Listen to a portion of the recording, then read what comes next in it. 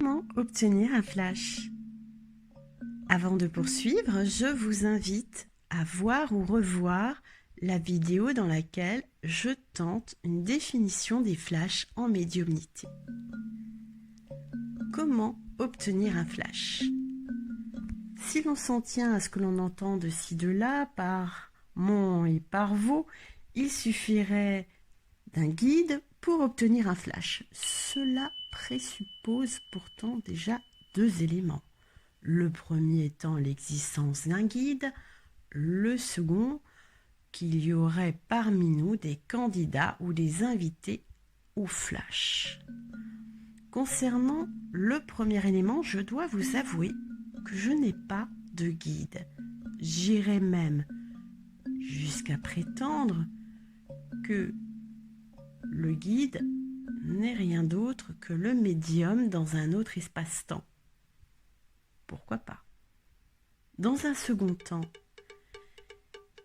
j'avoue être un petit peu gênée par l'idée qu'il y aurait des candidats, qu'il y aurait un don pour obtenir des flashs.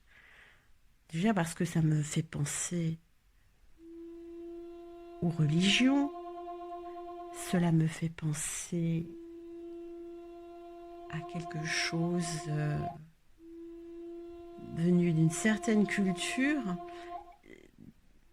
avec quoi je ne voudrais pas me fâcher. Pourtant, on pourrait bien s'entendre sur une différence à faire entre le don et les capacités. Prenons une idée peut-être commune que l'être humain soit un animal et que, en dehors de l'être humain qui a connu une certaine forme de technologie, qui a pu développer certaines aires de son cerveau et peut-être faire disparaître d'autres capacités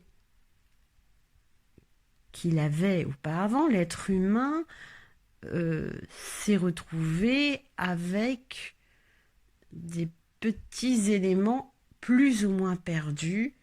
Imaginons que l'être humain eût été capable de médiumnité dans la préhistoire, tout comme les oiseaux sont capables de communiquer, de voyager, de pressentir les éléments de l'existence comme nous le savons pertinemment.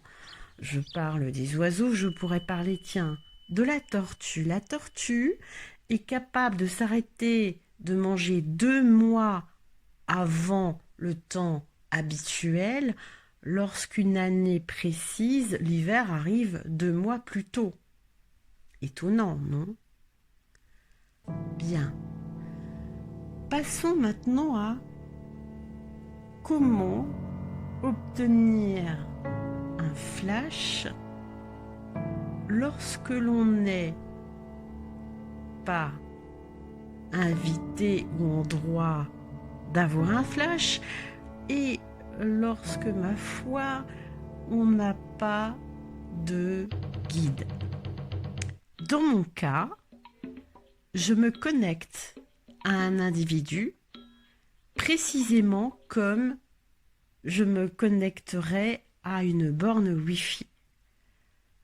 Dans un premier temps, j'ai besoin d'être seul avec la personne, seul dans la pièce ou seul par téléphone, c'est-à-dire qu'il n'y a personne dans la même pièce que cet individu et il n'y a personne avec moi dans l'endroit d'où j'ai une communication téléphonique.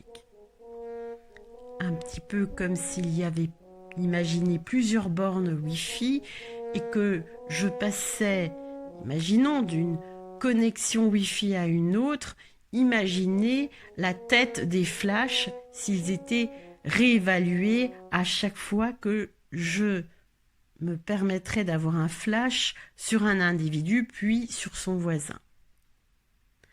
Ça, c'est la manière dont j'obtiens les flashs. Maintenant, je vais vous répondre à une question qu'on me pose souvent, c'est, eh bien, vous devez avoir des flashs constamment.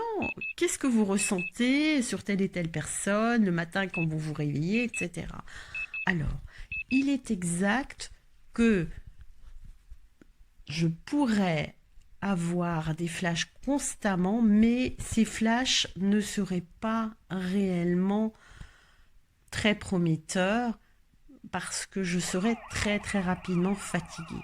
Lorsqu'on est médium, il faut d'abord apprendre à se déconnecter afin de se connecter dans une qualité optimale autour d'une personne en particulier.